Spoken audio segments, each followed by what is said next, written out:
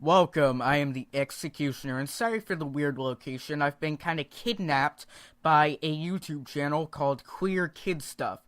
Might as well, while I'm down here, react to one of their videos. Enjoy. Welcome to Queer Kid Stuff. I'm Lindsay, and this is my best friend Teddy. Today, we're talking about the T in LGBT. Okay, first off, why is there a fucking teddy bear? Why? Why is there a fucking teddy bear? Oh my gosh, this is for toddlers, isn't it? At first I thought this was gonna be for tweens or maybe 8-year-olds, but no, it's for toddlers. Why do toddlers need to know this? Just tell them love and tolerate, and that's just what you need to teach them. You don't have to go into the specifics of, Billy likes butt fucking and, Susie likes licking pussy. Like, seriously, you don't need to go through this, and you don't need to be teaching people about trans, bisexual, stuff like that. You don't need to be doing that. Just love and tolerate people. Just tell them that. No. Series breaking down the letters in LGBT. You ready, Teddy? Ready. Okay. Is this person fucking blind? Do they need an eye exam? In the back on that little chalkboard, if you see it, it says LGQT, not LGBT, as she says. So, unless she's blind, I expect her to write LGBT if she's talking about LGBT people. If she's talking about LGQT people, then write that in the fucking background and talk about that. Or, better, talk about it all. Or, even better, shut the fuck up. Okay. Today, we are talking about the fourth letter, T. T stands for trans or transgender. Ooh, that's a cool new word. Definitely, Teddy. Let's get into it. Do you have any siblings, Teddy?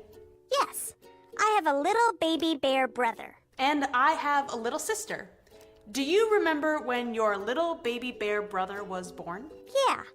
Well, do you remember the very first thing you learned about the new baby bear in your life? That he cried a lot? No, Teddy. I love how she laughs though, like, wrong, dumbass. If you were on Jeopardy, you'd fucking lose. She doesn't even politely do anything to correct her, or the teddy bear. Like, she literally just laughs, and honestly, aren't these people supposed to be the ones that love and tolerate people? You probably learned that your little baby bear brother was your little baby bear brother. That your new sibling was a boy. Oh, yeah, that's definitely it. Oh yeah, the Vietnam flashbacks are coming back. Who are you again? You literally just stole me from a toy store without even asking. Isn't consent one of those big issues you SJWs have with us? That's the very first thing doctors tell you when a new baby is born, whether they're human or bear. They tell parents that their baby is a boy or a girl. That's called a gender assignment. No, it's called being a normal fucking doctor and fulfilling your medical obligations to tell that parent which biological sex their child is. Nothing complex, nothing nefarious. It's very simple to understand. It's a medical necessity. And if you don't like that, get the fuck out. When doctors announce that babies are boys and girls. But now I'm confused. When we talked about gender, we said that there aren't just boys and girls. You have a really great memory, Teddy. You're right. There's something a bit weird about how doctors assign gender to babies. How is it weird to assign a gender or biological sex to a baby? We've been doing it for hundreds of years in the medical field. How is it fucking weird? We've been doing it for a long time, and it's worked 99% of the time. Why should we change it just because 1% don't feel that the doctors did a good job? Why? 99% in mathematical terms is better than just 1% getting pissed off just because the doctors got it wrong. That's because there aren't only boys and girls.